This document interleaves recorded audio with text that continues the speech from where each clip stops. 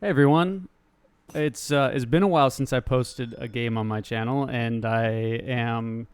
Hold on, I have to do this real quick. Options for casting purposes. We're gonna go ahead and that is on. What the fuck? Okay, whatever. Great start. Great start to the casted game. There we go. I just had to unlock. Anyways, I'm bringing you a toxic 3v3 that me and LFS and Steven did. Um, I'm joined here with Ulan Gaming. Thank you for Hello? joining me. No problem. I had a ton of fun watching this game live while it was Oh happening. yeah. You gotta love toxic strats. And this was actually like my idea too, so I'm really proud of this one, even though I didn't actually participate in Uh, the game. and the fact that it works. What color am I? I'm blue. So I mean, obviously we're known for doing the toxic, like the polar bear fast industrial, which isn't necessarily toxic, It's not talk. We're known for doing weird shit. That's what we're known for. but and this I guess could be considered weird shit. I'm in the middle of testing out. Well, I guess first of all, I should mention that I hate 3v3s as a general rule. And I don't like playing them because they're all monocomps. So anytime I play a 3v3, I decide to say fuck it and monocomp leather cannons. So over the past like couple weeks, I've been doing nothing but monocomping leather cannons in all of the 3v3 games that I played. And this is no exception. The exception and why this is now getting posted to my channel is I am joined with LFS, who's playing China, and he is massing nothing but flamethrowers. Yeah, it's gonna be monocomping flamethrowers. And Steven, who is going to be monocomping dragoons. And, Wagons. and yeah, war wagons, and then obviously the Ulans that he gets for free. But it's 3 monocomps. It is toxic. Leather cannons in Age 2. Flamethrowers also can be trained in it. They can be trained in Age 2 by China, right? Yeah, they can. Yeah. And So then, the only. it's a skirm goon cannon monocomp, which is kind of standard and par for the course for 3v3. But what's kind of special about this is, well, one, cannon monocomp is not exactly meta. Usually it's like musketeers or something, but also it's like it's a skirm goon and cannon that are widely considered to be like not necessarily the best, by themselves with their respective civilizations, but when you combine them together in this particular way, it just turns into one of the greatest steamrolls I've ever seen. So here's the deck, which was originally like a fast fort deck that I had built. That's why it's called Case Shot FF. And I literally never decided to build a Case Shot FF deck with it. And I instead decided to use it to monocomp leather cannons. And actually, as of late, I've been using it to see if it has any viability to transition into like a more competitive, less monocompy 2v2 and or 1v1 strat, which may or may not end up on the channel depending on the efficacy of it. But we'll get back to that in a little bit. Essentially what I'm doing is I'm getting as many leather cannons out as possible. I'm aging up with the logistician so I get the artillery foundry for free. And then I have the arsenal, which you can get, or the advanced arsenal, which you get artillery speed, which you can get later down on the down the road, and then the artillery line of sight, which is actually really useful. So after I click to age, I'm going to take my 15 vills and split them about 50-50 on food and wood. And that will get me, well, the fastest I've ever done it is I've gotten 10 leather cannons out by 8 minutes. But usually it's about 10 leather cannons by 8.5 minutes, which is still pretty good, if you ask me. Because then if your teammates have masses, they can push, and with the 10 leather cannons, it's ends up being pretty deadly, at least from what I've been able to do. So, let's see here. And for those of you who probably, I'm sure there's a couple people who probably scratched their heads when I said that what we were doing is a skirm goon cannon. Yeah, so let's talk about to clear up any misconceptions that many people have, The flamethrowers do not actually have the artillery tag. They have the infantry and ranged infantry tags. They have basically skirmisher tags, except for the fact that they don't get benefit from counter infantry rifling. Not that I don't think they can get counter infantry rifling anyways as an upgrade, but they obviously don't get it. They are skirmishers. Flamethrowers are skirmishers. You need not normally against artillery you want bonk type cavalry, things like hussars, but against and you want culverins, but against flamethrowers specifically, you actually want lancer type cavalry and normal cannons like falconets to deal with them. Also Minutemen because they have the siege trooper tag. It's a very odd unit, and a lot of people mistake them for cavalry for artillery because they are trained from the castle. And I think that's one of the reasons why a lot of people will find themselves losing to flamethrowers when they otherwise might not. Yeah, what's funny is I actually didn't know that until you had just told me the other day. So, so thank you for letting me know. You found out when I suggested this strategy. Yeah, pretty much. So we'll go over the card order. So with this particular build, you keep about 50-50 on food and wood. You build a torp in transition, and then you send dominions, which is pretty standard. Terrible place for a coin mine, by the way, right on top of the trade line, but I was still able to look at all 4. And then you send 700 wood, which is like a standard boom. Like, this looks like a pretty standard deck, but it's not a standard version of said standard deck. So you're able to get 2 other cannons out basically as soon as the artillery foundry goes up. Then you keep spamming, and you get the 3rd one out. And I do a lot of market selling too here, selling all the coin that I get from the torp income. I sell that for food to get the passive, or to help produce leather cannons. Because I think you'll see me do that here in just a moment. Still training villagers throughout all of this. There's the wood shipment. I should be able to, I imagine I'm going to sell here in just a moment. Yeah, there it is. So you get the second batch of 2 other cannons. And right now I'm just kind of like, if we turn my view lock on, at this point I'm just kind of running around, staying in my base, not doing anything, massing leather cannons, not really worried about what the opponents are doing. Because it doesn't really matter. I want to spam leather cannons. Also, I just realized. A quick run of what everybody else is doing. Oh sure, yeah. I haven't even. This is the first time I'm actually watching this replay back. So, LFS is going to age 3 with the porcelain tower. He's got his castle. He's got his southern palace, which will provide some support units for the flamethrowers. He's got 2 castles. He's got 3 castles. Yeah, that's right. I forgot about this. He made like 5 fucking castles, like right on the front line here. Which is probably pretty good because he is the closest to his opponents. He is very close to Orange in particular. Yeah, and Orange is another Sweden player. So we'll see who wins in this Battle of the Swedens. Battle of the Swedens. I think we all know the answer to that question because we're watching it on YouTube right now. But let's see here. And we're going to go over to Aragon. Yeah, Aragon. Okay. We'll go over to my boy Steve, who is... He's not quite reached the 3rd age yet. He's starting his age up process now. He's got his stable out. He's going raiding, it looks like, with some cavalry. You've got a lot of spare resources right now. What were you doing with all those spare resources?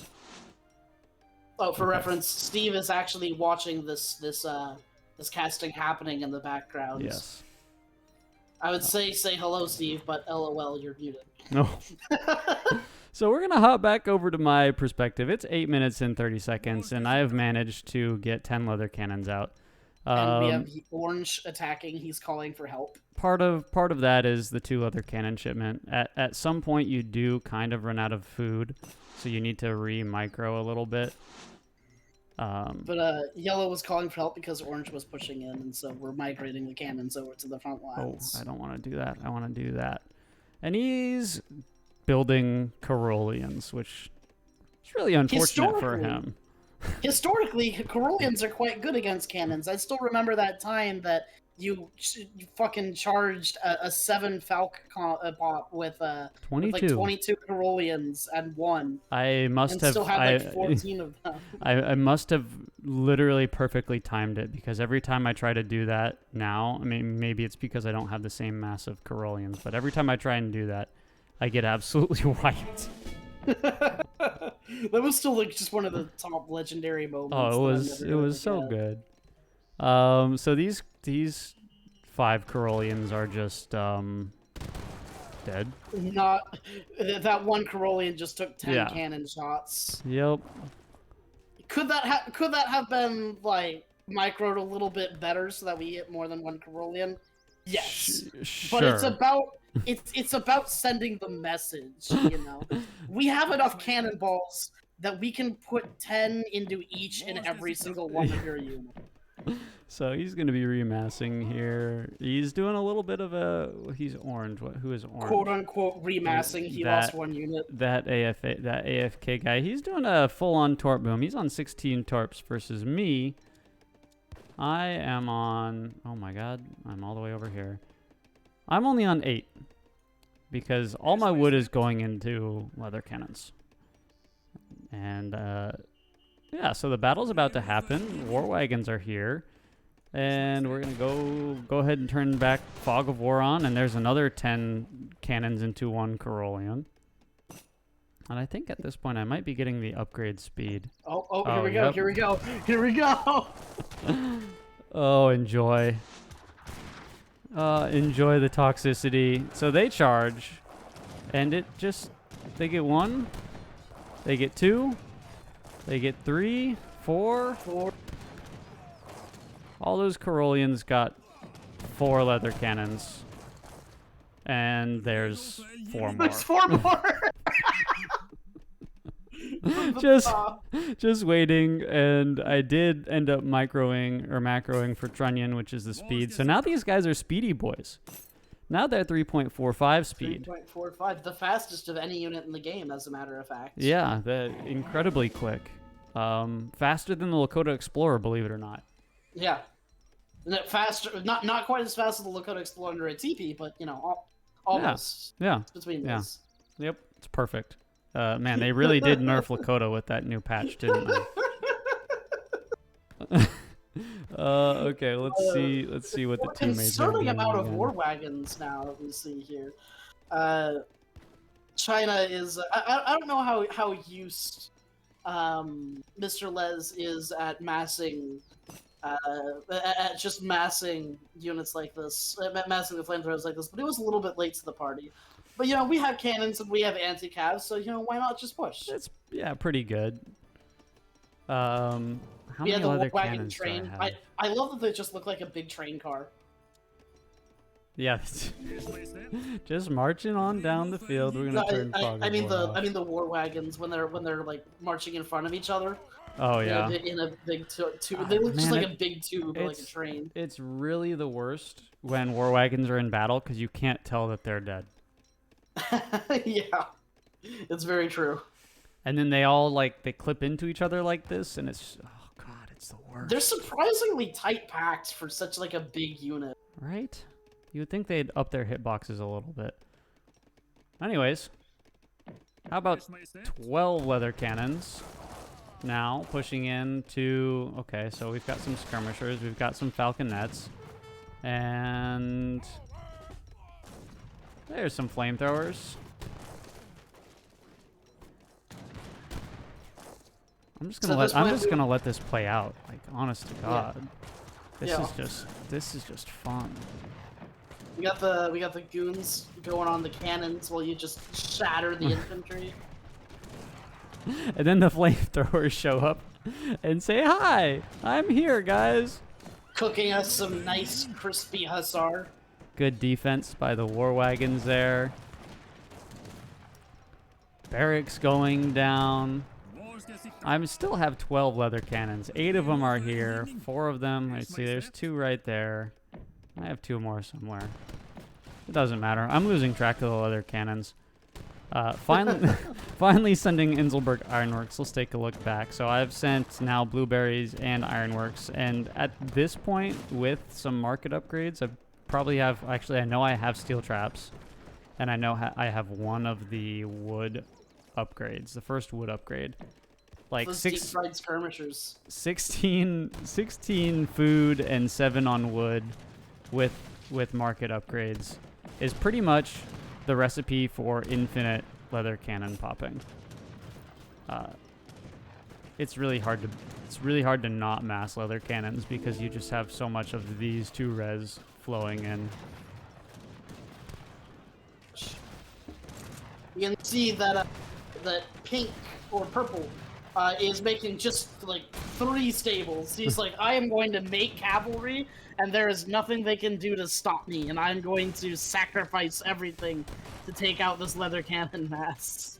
Yeah, which is like kind of weird. I understand that. Look, there's 16 leather cannons on the field right now, but who is? Purple is Aragon. Okay, where's Aragon? There you are. Or we'll go to green, which is my boy Steven. There are more war wagons on the field than I have leather cannons. So this is but just the like... leather cannons are a much bigger looking threat. You know, you can't have any skirmishers on the field if there's like 5 leather cannons and you have 3 times that. There are certainly more. They are certainly louder than the war wagons. I'll give you that. But yeah, they're very scary. So it's 14 minutes into the game, and this Monocomp deep fried outpost has literally wiped orange off the face of the map. He's gone. He's got some villagers chopping wood here, and that's it. Meanwhile, we're going into the forward. I guess he went with the logistician age up too. Yes, that was something you noted in the game, actually. I think you're right. Oh, hey, he went with the logistician too. I specifically remember that. So now you'll see that I'm still the only one age 2. And it doesn't matter. I don't care. Who needs age ups when you can just monocomp leather cannons? Exactly. I have no intention of going to age 3 right now because I've got 14 of these bad guys. That's a lie. I have 21 leather cannons on the field right now. And my boy Steve is backing me up with all the war wagons. We've got LFS over here who disappointingly didn't monocomp, but I guess it's really hard to monocomp as China, isn't it? Yeah, well, he has the Summer Palace, which is kind of just the big thing here. But he could definitely be doing more to monocomp the flamethrowers, considering you can actually train them normally. How dare you, Liz?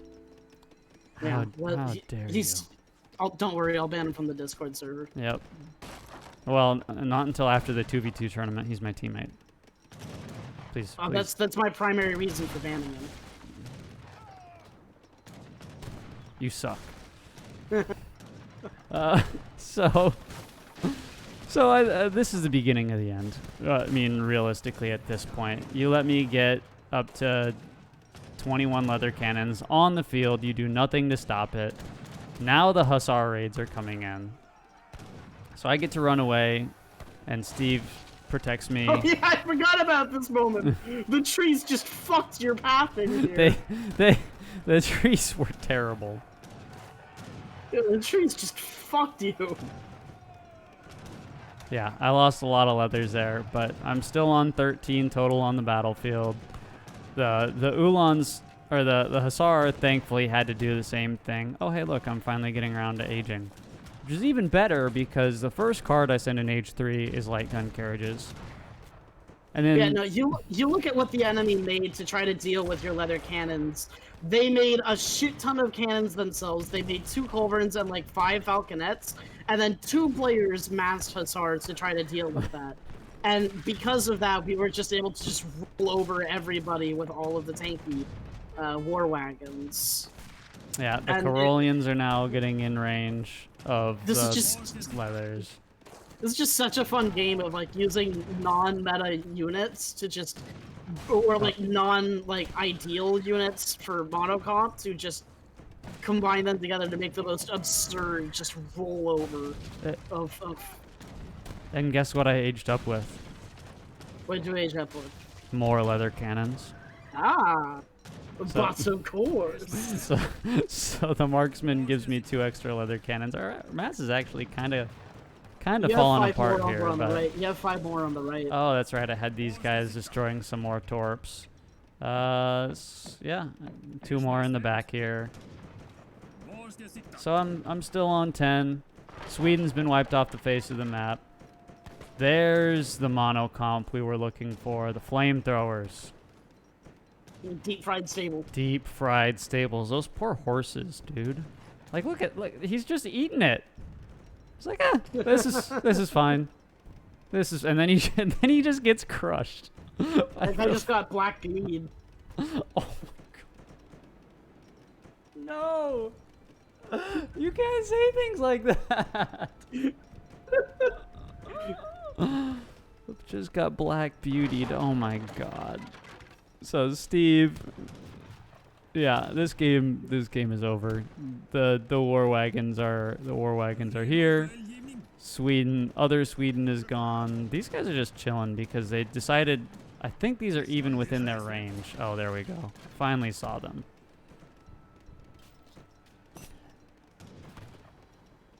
Cannons.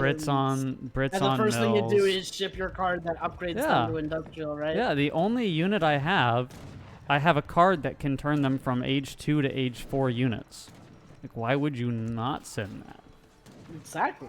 And then K-Shot, obviously, I can send, which helps a little bit against Hussar. Not as much as you might think. It helps a little bit. Could send the Falconets if I ever decided I wanted to. Blueberries would probably be my next card after K-Shot, and then that's it. It doesn't matter. I didn't even get a chance to get them to age 4. They're still just the non-painted wooden boy wheel leather cannons with the flamethrowers, and yeah, that's toxic monocomps in competitive 3v3. This is largely why we don't like 3v3. But at the same time, it's like one of the only things that's viable in 3v3. So if we find ourselves in a 3v3, you can bet your ass we're doing this. Yeah. If I'm just gonna warn you guys right now, if you see me in a 3v3 match playing Sweden, And you're playing Sweden. which I probably will be, you're going to get leather cannoned, and I don't think there's anything you can do about it. Thank you all for watching, and yeah, I will see you in the next one.